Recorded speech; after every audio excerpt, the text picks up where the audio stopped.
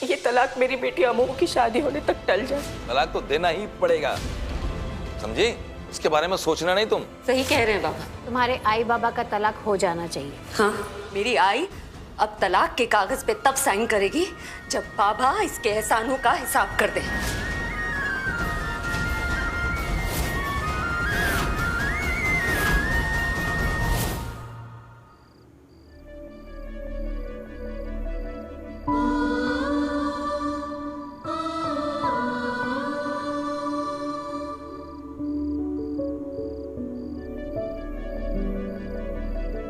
Excuse me ma'am, ये 501 A wing किधर है? उनका पार्सल है। जयेश चिटनीस और इशिका मैम।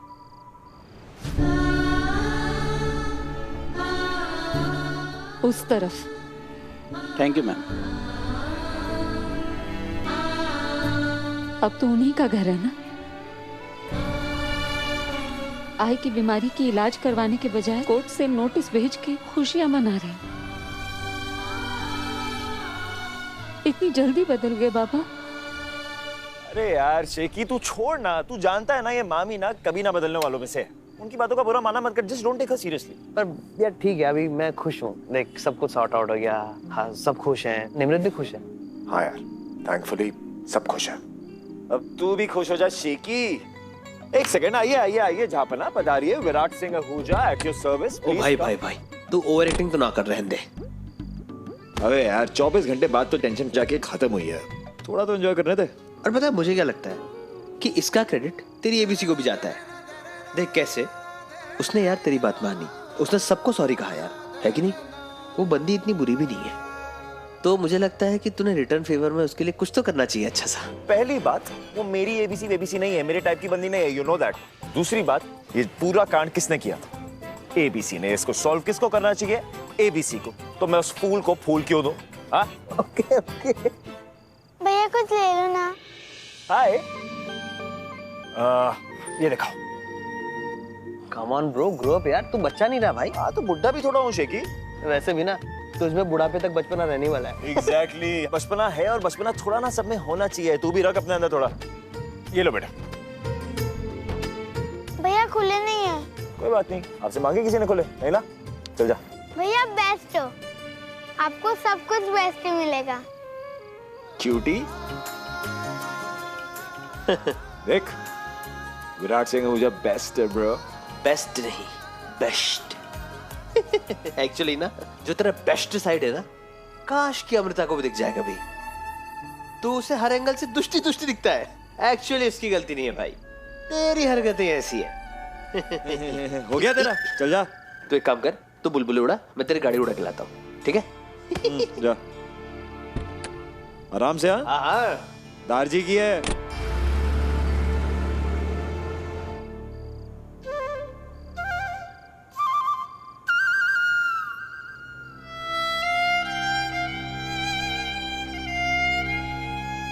पापा आप ये ठीक नहीं कर रहे, कुछ भी ठीक नहीं हो रहा है। एक महीने के लिए नौकरी है, उसके बाद क्या करूंगी? कुछ कोई उम्मीद ही नहीं बची है, कोई रास्ता नहीं है। और आप जानते हैं ना कितना कुछ करना है। आई का इलाज, हर्ष की पढ़ाई, घर का खर्चा। मैं कैसे करूंगी? मैं ना नहीं बोल सकती, किसी को ना नहीं बोल सकती। सब गलत कर रहे हैं, आप सब गलत कर रहे हैं। सब ठीक कर दीजिए ना प्लीज, प्लीज। कोई चमत्कार कर दीजिए, चमत्कार कर दीजिए। और कुछ ऐसा फूंक के सब मेरे परिवार की परेशानियां छू कर दीजिए प्लीज, प्लीज पापा। नहीं पापा, प्लीज प्लीज।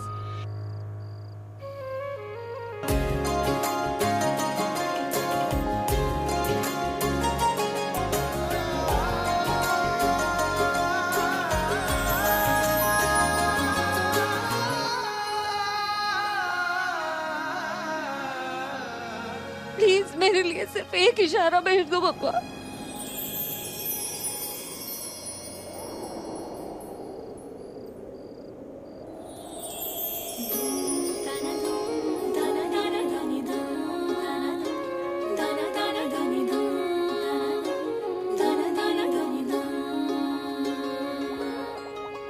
कैसे मुझे तुम मिल गए, कैसे मुझे तुम मिल गए, कैसे मुझे तुम मिल गए, कैसे मुझे तुम मिल गए।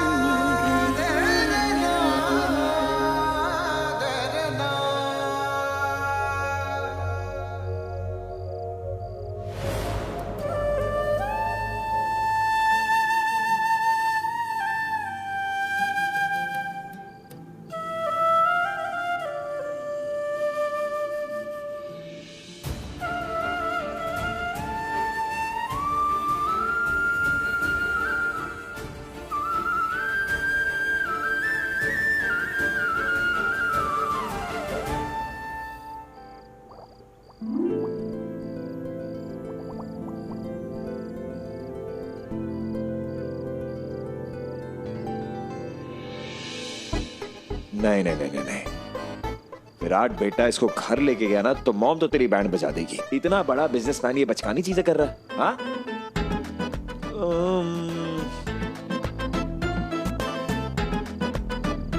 ये भी से कंपाउंड में डस्टबिन है ना, वैसे भी सारी कबाड़ चीजें वहीं होती है।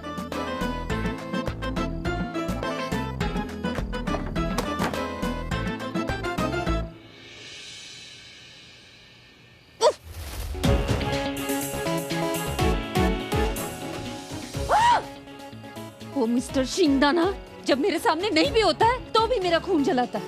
स्पेशल टैलेंट है उस इंसान में। हे गणपति बाप्पा, उसकी जिंदगी में ना कोई ऐसी आए जिसके सामने उसे घुटने टेकने पड़ जाएं, जिसके आगे। किसे कोस रही हो?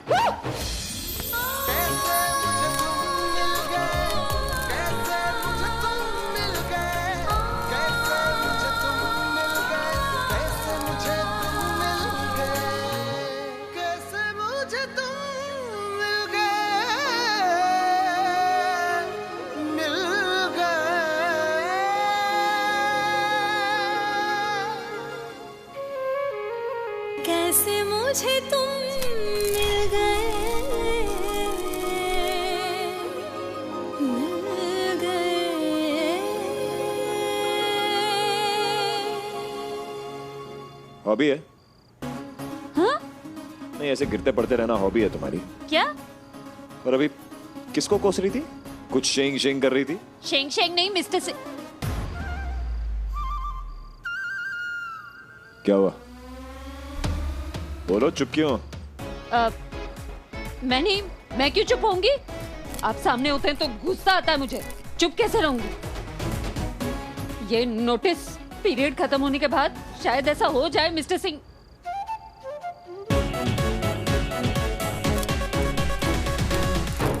मिस्टर सिंह,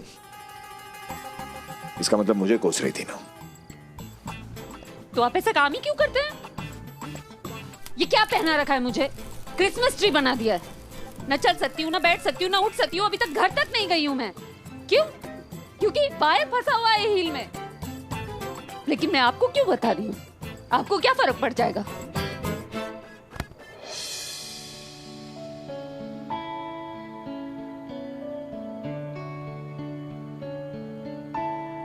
तू मेरा कोई ना हो के भी कुछ लागे, तू मेरा कोई ना हो के भी कुछ लागे। किया रे जो भी तूने कैसे किया रे, जिया को मेरे बांध ऐसे लिया रे। समझ के भी ना समझ मैं सकूं, सवेरों का मेरे तू सूरज लागे। तू मेरा कोई ना हो के भी कुछ लागे।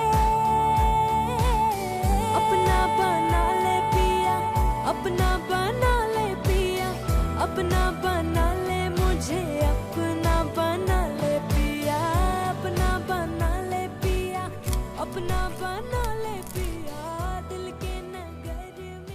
None? हाँ तो आई होप आप थैंक यू नहीं एक्सपेक्ट Not कर at रहे। all. सिर्फ शांति की उम्मीद है आपसे। मिलेगी? आपको तो मिल ही जाएगी, लेकिन मुझे कैसे मिलेगी? क्योंकि मेरी तो सारी एनर्जी इस लाइट को बंद करने में चली जाएगी ना, जिसका स्विच पता नहीं आपके डिजाइनर कलाकार ने कहाँ लगाया है। पता नहीं कहाँ लगाया है स्विच, जो मिल ही नहीं रहा है। कैसे मुझे तुम मिल गए, पता है। कैसे मुझे तुम मिल गए, कैसे मुझे तुम मिल गए। जाओ।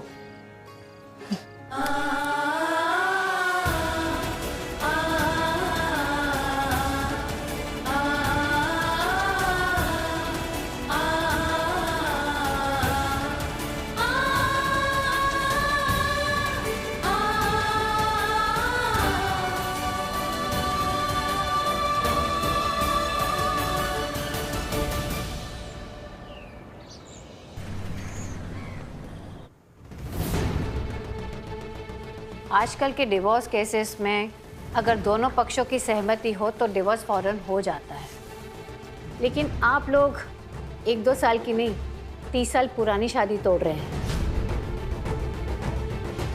इसीलिए अदालत आप दोनों का पक्ष पूरी तरह सुनने के बाद ही फैसला लेगी। मिस्टर जयेश चिटनिस, क्योंकि आपने तलाक की अर्जी दी है तो आप अपना पक्ष पहले रखिए। जी थैंक यू मैम। सही कहा आपने, 30 साल बहुत होते मैम। 30 साल तक मैंने इस बेमेल के रिश्ते को जोड़ कर रखने की कोशिश की। 30 साल, लेकिन मैम अब नहीं कर सकता, हो नहीं पाएगा मेरे से। मेरे माता पिता के कहने पे मजबूरी में मैंने भवानी से शादी की थी, ये सच है, उसे पता है। लेकिन मैंने सोचा कि चलो बाद में धीरे धीरे वक्त के साथ साथ ठीक हो जाएगी, बदल लेगी अपने आप को, लोगों के सामने ले जाने जैसी हो जाए। लेकिन मैम नहीं हो पाया, ये बिल्कुल वैसी की वैसी रही। वक्त बदलता चला गया, लेकिन ये बदल नहीं पाई खुद को। गई बीती की गई बीती रही है। अभी भी देखिए ना कैसे कपड़े पहन के आई हैं। ये कपड़े तब भी बहुत सही है क्योंकि आपके सामने आना था।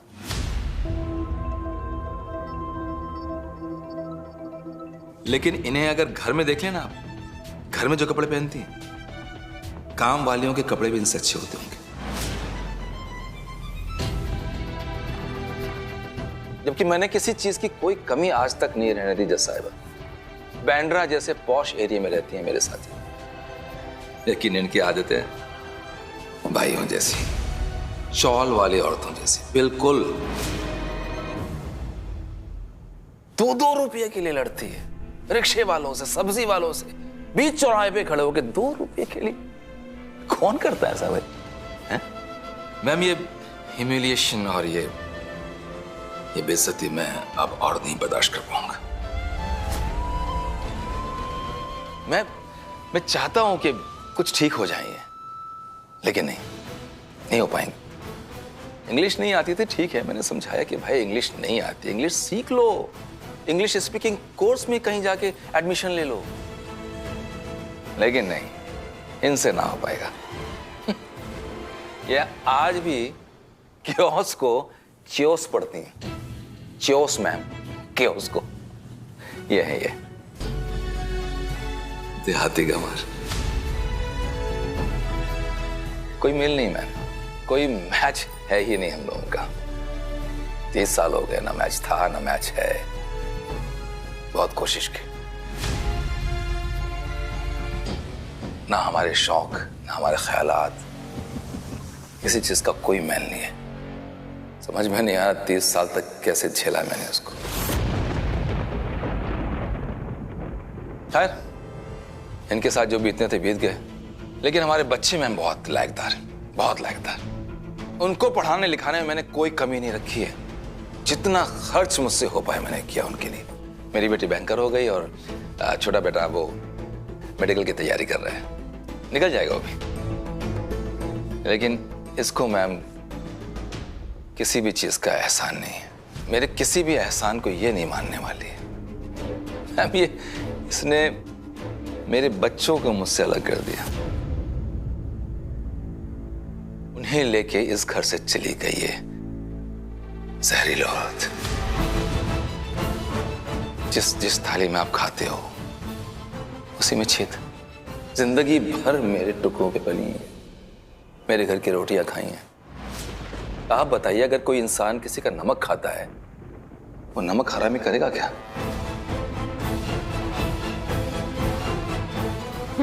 आपका वक्त खत्म हुआ। मिसेस भवानी चिटनिस, आपको कुछ कहना है? जज मैडम, मैं बस यही चाहती हूँ कि ये तलाक मेरी बेटी अमू की शादी होने तक टल जाए। उसके बाद ये जो चाहते हैं वो मैं सब करने के लिए तैयार हूँ। इन्हें तलाक देना है ना? देना है, देना होगा, तलाक तो देना ही होगा। Mister Chitnis, please behave yourself. Sorry जज मैडम, इस समाज की समझ मुझसे ज्यादा आपको है। आप ही बताइए, ऐसी लड़की से कौन शादी करेगा जिसके माँ बाप उनकी खुद की शादी नहीं बचा पाए।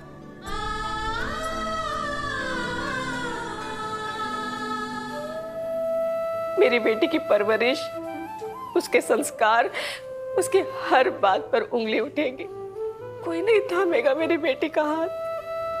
अकेली रह जाएगी मेरी बेटी। इसलिए कह रही हूँ कि ये तलाक मेरी बेटी की शादी होने तक। अब बताइए मैम, ऐसे लोगों को जाहिल गंवार नहीं कहेंगे तो क्या कहेंगे? दुनिया चांद पे पहुंच गई है, लेकिन इन जैसे लोगों को अभी भी लगता है कि इंसान मरने के बाद तारा बन जाता है। आप ही समझाइए, आप तो समझदार हैं कि दुनिया कहां से कहां पहुंच चुकी है। सही कह रहे हैं बाबा। जज साहिबा, दुनिया वाकई बदल गई है, आगे बढ़ गई है, लेकिन कुछ लोग पढ़ लिख कर भी पिछड़े रह गए।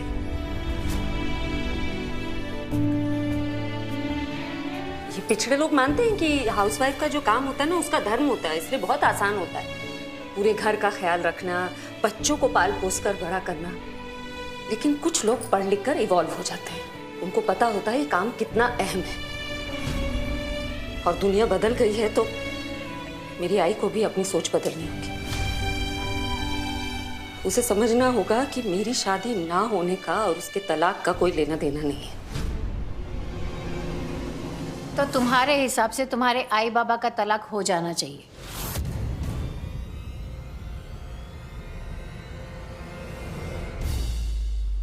हाँ, अगर बाबा इसमें लिखी चीजों को मान जाए। ये क्या है? क्या लिखा है इसमें? हिसाब है मैम, सॉरी, पेनल्टी। पेनल्टी किस बात की?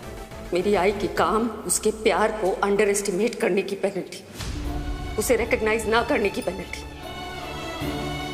मेरे बाबा ने मेरे और मेरे भाई के लिए, इस परिवार के लिए जो कुछ भी किया ना, सब कुछ गिनवा चुके हैं वो। सारी जिम्मेदारियां, सारी मेहरबानियां पिछले कुछ दिनों में कई बार सुन चुकी हूं मैं। उसे दोहराकर आपका टाइम वेस्ट नहीं करूंगी। वो बात कहूंगी जो नहीं कही जा रही। कौन सी पेनल्टी? यही कि शादी में आप दो लोग थे ना।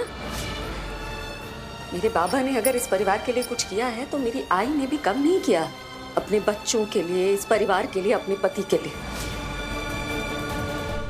तो अगर मेरे बाबा अपने एहसानों का बही खाता लेकर आए हैं, मेरी आई भी कोरा कागज लेकर नहीं खड़ी है, उसे भी कीमत चाहिए। किस चीज की कीमत? अपने एहसानों की। जो रोटियां आप कह रहे हैं ना, ये तोड़ रही थी। हाँ, उसके पैसे आप कमा कर लाए थे, लेकिन बनाई इसने थी और खाई तो आपने भी। तो फिर इसके कुक बनने की तनख्वाह कहाँ है?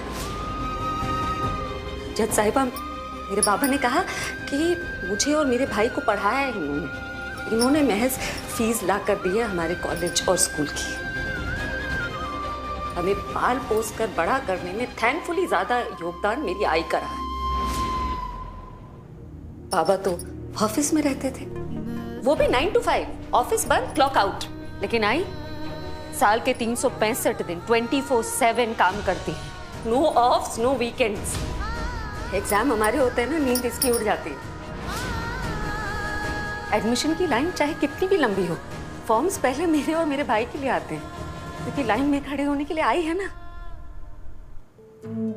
अब बाबा कहेंगे ये काम तो कोई दाई माँ भी कर सकती, बिल्कुल कर सकती, लेकिन मुफ्त में नहीं करेगी।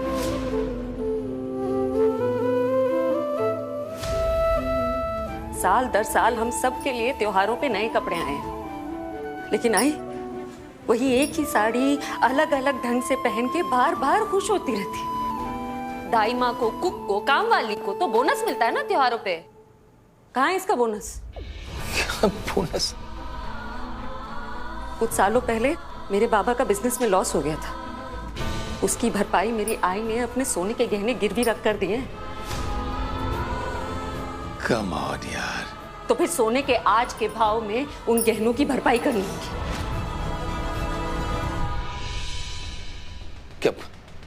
क्या बात कर रही है? अभी तो बहुत बाकी है बाबा। जज साहिबा के सामने काम वाली से कंपेयर कर दिया ना मेरी आई को, लेकिन आपको पता कहाँ है काम वाली क्या होती है? खैर हाल फिलहाल में पता चला होगा, हमारे घर में तो कभी नहीं थी काम वाली। कपड़े धोना, बर्तन मांजना, हम सबको संभालना, सारे काम आई ने अकेले किए। काम वाली की तनख्वाह तो नहीं मिली इसे। ये भूल जाते हैं कि कई कई किरदार अपना के इसने बहुत सारे फर्ज अदा किए हैं बिना किसी पेमेंट के।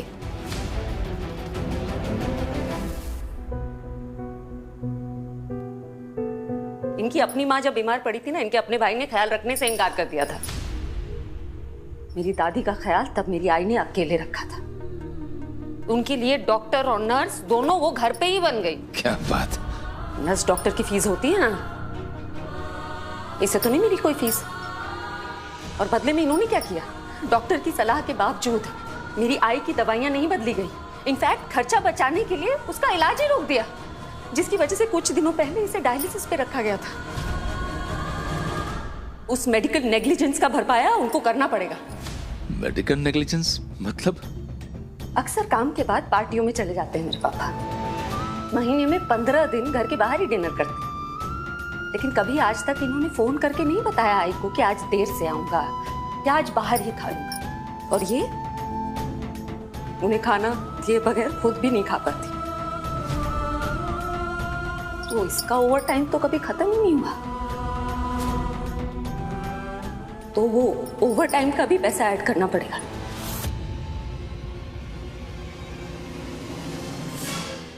और खाने की बात चली है तो मैं आपको बता दूं, हमारे घर में आई का मजाक बनाया गया कि पनीर की सब्जी बनती है ना, तो ये सिर्फ तरी के साथ रोटी खाती है। हम कभी समझ ही नहीं पाए कि ये अपने हिस्से के पनीर के टुकड़े बाबा के लिए बचा के रखती है कि बाबा को खाने में दिक्कत ना है। ये है मेरी आई।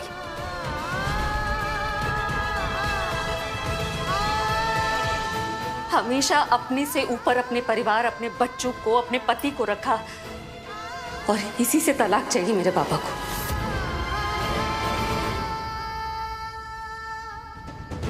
ठीक है, मिलेगा, लेकिन आपको हर जाना भरना पड़ेगा इसके एहसानों को अनदेखा करने के लिए। You have to pay the penalty for the exploitation and emotional damage of my mother. अम्मू इस तरह पैसे क्यों मांग रही है? इंग्लिश में कह दिया, समझ गए ना? पेनल्टी? किस बात की क्या बोल रही है मैं? तो इन चीजों का हिसाब कौन मांगता है बेटा? कीमत देनी पड़ेगी। मैं भी इसको अहमियत नहीं देती थी, लेकिन अब देनी पड़ेगी। हर एक हाउसवाइफ जो करती है ना अपने घर के लिए, उसका मुआवजा, उसकी इज्जत पे हक है उसका।